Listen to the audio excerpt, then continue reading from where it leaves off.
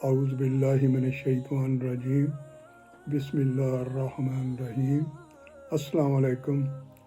Chapter 8 پہلے میں نے پیش کیا تھا جس میں زکوٰۃ اور جو ہے صدقہ وغیرہ کا ذکر تھا۔ اب اس سے آگے ہم چلتے ہیں تو سورہ بقر کی وہ جو تھی آیت 215 نمبر پہ ہم نے ختم کیا تھا۔ اب سورہ بقر کی 216 نمبر آیت میں پیش کر رہا ہوں۔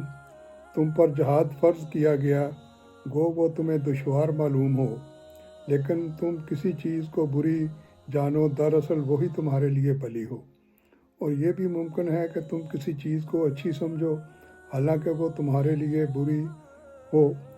حقیقی علم اللہ کو ہی ہے، تم محض بے خبر ہو۔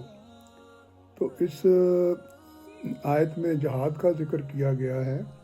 تو جہاد جو ہے یہ ایک مکمل موضوع ہے اور ہم اسلام کے جو ارکان ہیں ان میں سے ایک رکن ہے۔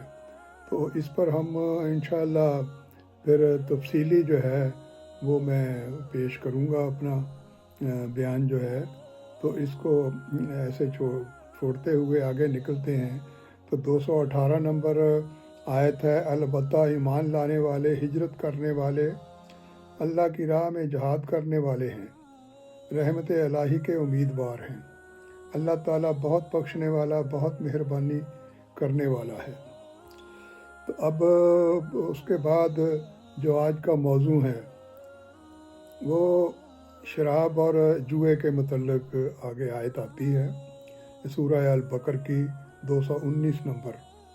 لوگ آپ سے شراب اور جوئے کا مسئلہ پوچھتے ہیں، آپ کہہ دیجئے ان دونوں میں بہت بڑا گناہ ہے اور لوگوں کو اس سے دنیاوی فائدہ بھی ہوتا ہے، لیکن ان کا گناہ ان کے نفع سے بہت زیادہ ہے۔ آپ سے یہ بھی دریافت کرتے ہیں کہ کیا کچھ خرچ کریں، تو آپ کہہ دیجئے حاجت سے زائد چیز، وہ خرچ کریں آپ۔ اللہ تعالیٰ اسی طرح اپنے احکام صاف صاف تمہارے لیے بیان فرماتا ہے تاکہ تم سمجھ سکو۔ تو یہاں پر اب میں جو ہے شراب کے متعلق جو قرآن کی روشنی میں پہلے میں عرض کروں گا، تو اس کے بعد پھر میں حدیث کی روشنی میں بھی اس کے اوپر کچھ جو ہے روشنی ڈالنے کی کوشش کروں گا۔ تو سورہ بقر کی آیت نمبر 219 میں یہ جو میں نے آپ کو پڑھ کے سنائی ہے، تو اس کے جو ہے میں اب آپ کو اس کی تفسیر بتاتا ہوں۔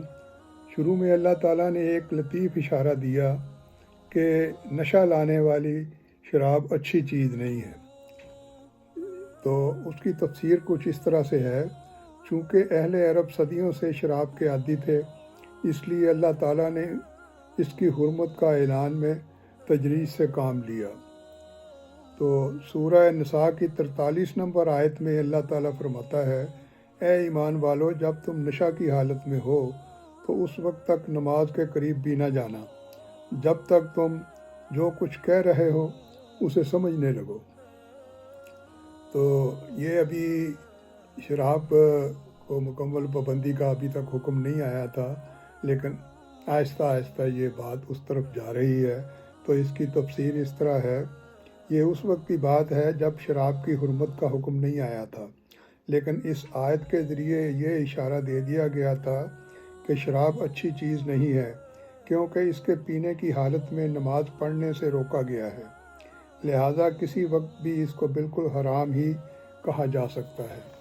تو ابھی تک اس کو حرام نہیں کہا گیا، لیکن آہستہ آہستہ مسلمانوں کو اللہ تعالیٰ قرآن کی مختلف آیات میں آگے جا کے، سورہ نحل ہے، اس کی آیت نمبر ہے 66 یعنی کہ 67، اور کھجور کے پھلوں اور انگور سے بھی ہم تمہیں ایک مشروب عطا کرتے ہیں جس سے تم شراب بھی بناتے ہو اور پاکیزہ رزق بھی، بے شک اس میں بھی ان لوگوں کے لیے نشانی ہے جو عقل سے کام لیتے ہیں۔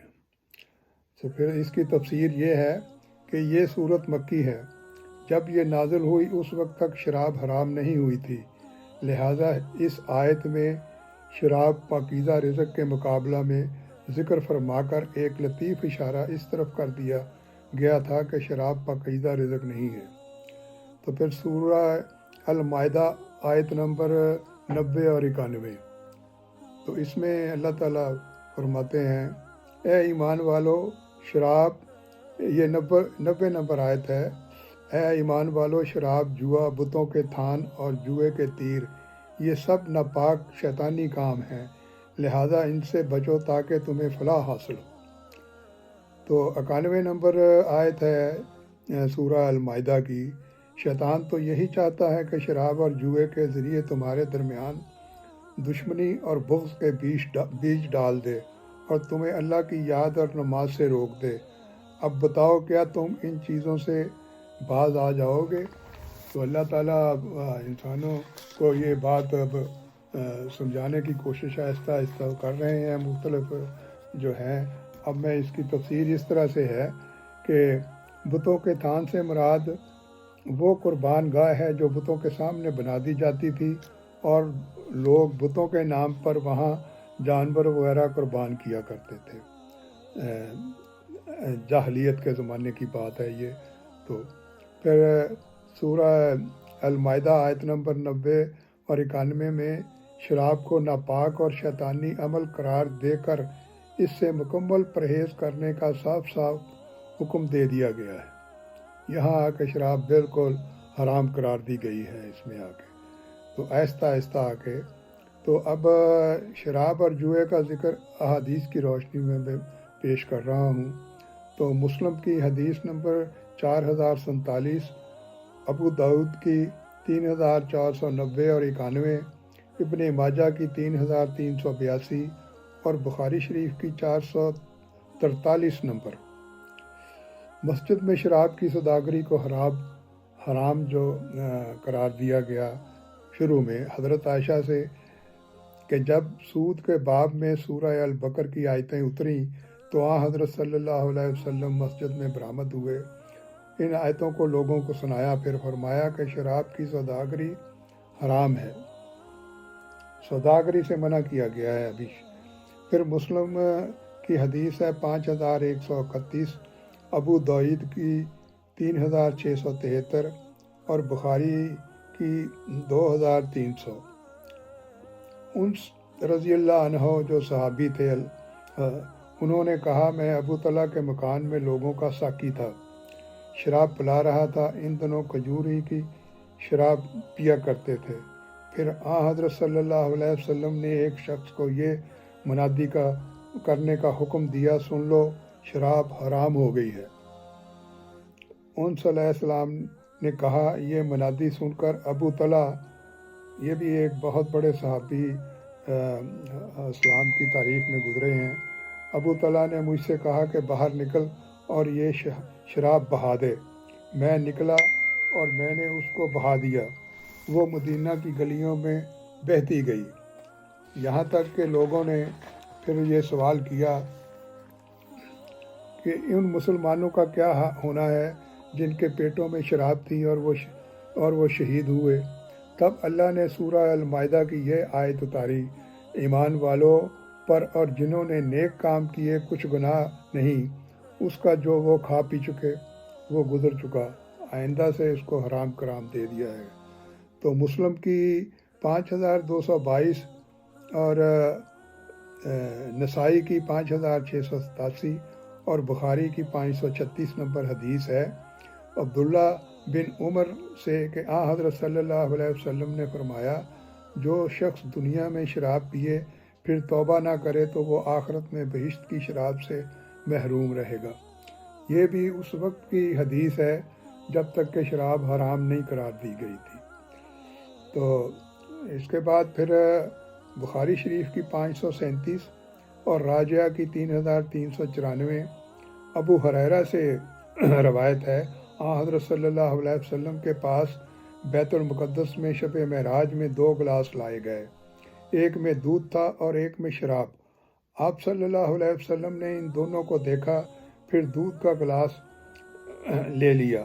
اس وقت جبریل کہنے لگے، اللہ کا شکر ہے جس نے آپ کو اصل فطرت انسانی پر چلنے کی ہدایت کی، اگر آپ شراب کا گلاس لے لیتے تو آپ کی امت گمراہ ہو جاتی۔ تو پھر اس کے بعد راجعہ کی 80 نمبر ہے اور بخاری کی 538۔ انس رضی اللہ سے انہوں نے کہا کہ میں نے حضرت صلی اللہ علیہ وسلم سے ایک حدیث سنی، اب اس حدیث کو میرے سوا حضرت صلی اللہ علیہ وسلم نے کسی شخص نے نہیں سنا۔ تو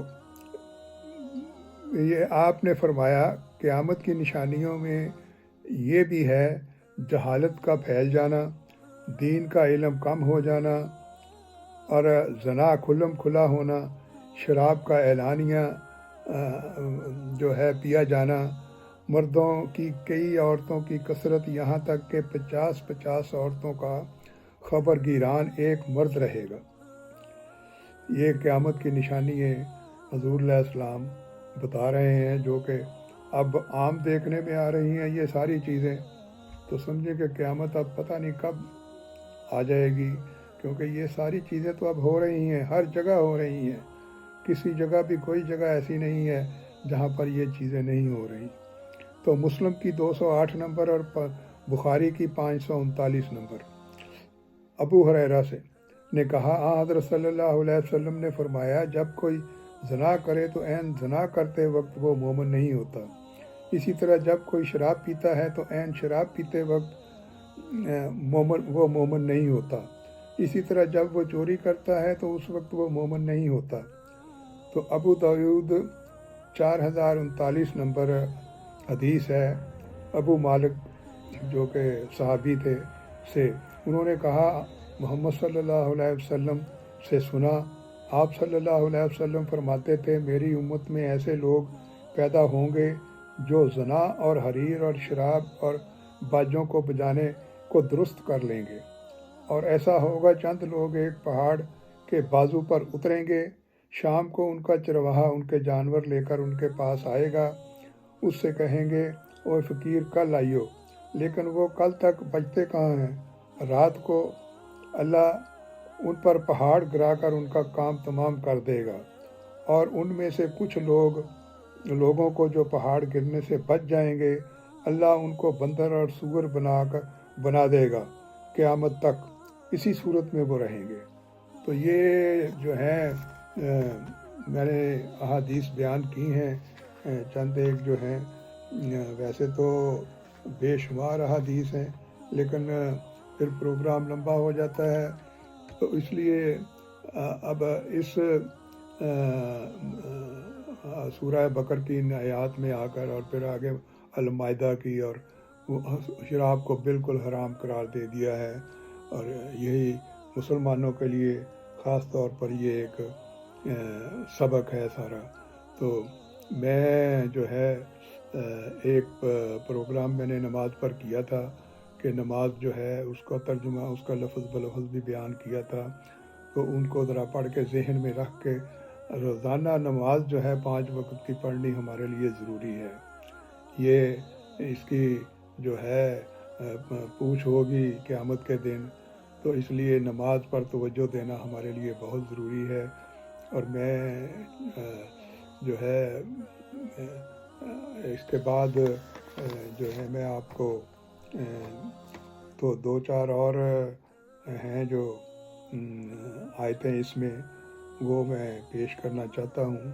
کیا تم گمان کیے بیٹھے ہو، یہ جو ہے 220 نمبر سورہ البقر کی آیت ہے، دنیا اور آخرت کے امور کو اور یتیموں کے باروں میں بھی سوال کرتے ہیں، آپ کہہ دیجئے کہ ان کی خیر خواہی بہتر ہے، تم اگر ان کے مال میں اپنا مال بھی ملا لو تو وہ تمہارے بھائی ہیں۔ بدبخت اور نیک نیت اللہ ان کو خوب جانتا ہے، اور چاہتا تو تمہیں مشکل میں ڈال دیتا، یقیناً اللہ تعالیٰ غلبے والا اور حکمت والا ہے۔ پھر 222 نمبر آیت ہے سورہ البقر کی، آپ سے حیض کے بارے میں سوال کرتے ہیں، کہہ دیجئے کہ وہ گندگی ہے۔ حالت حیض میں عورتوں سے الگ رہو، اور جب تک وہ پاک نہ ہو جائیں ان کے قریب نہ جاؤ۔ ہاں، جب وہ پاک ہو جائیں تو ان کے پاس جاؤ جہاں سے اللہ نے تمہیں اجازت دی ہے۔ اللہ توبہ کرنے والوں کو اور پاک رہنے والوں کو پسند فرماتا ہے۔ تو یہ میں آج کا پروگرام یہی ختم کرتا ہوں۔ اس کے بعد ایک پھر اگلا پروگرام جو ہے وہ کافی لمبا ہے، تو میں تمام سامعین سے گزارش ہے کہ جو لوگ جو پہلی دفعہ پروگرام سن رہے ہیں وہ اس کو سن کر سبسکرائب کریں تاکہ ہمارا اور آپ کا رشتہ قائم رہے، اور جو میں پروگرام کروں وہ اپنے آپ کو خود بخود پہنچتا رہے۔ اور جو پرانے ہیں سامعین ان کو اگر پروگرام پسند آئے تو اس کو لائک ضرور کریں۔ اللہ تعالیٰ آپ کا حامی و ناصر ہو۔ اللہ حافظ۔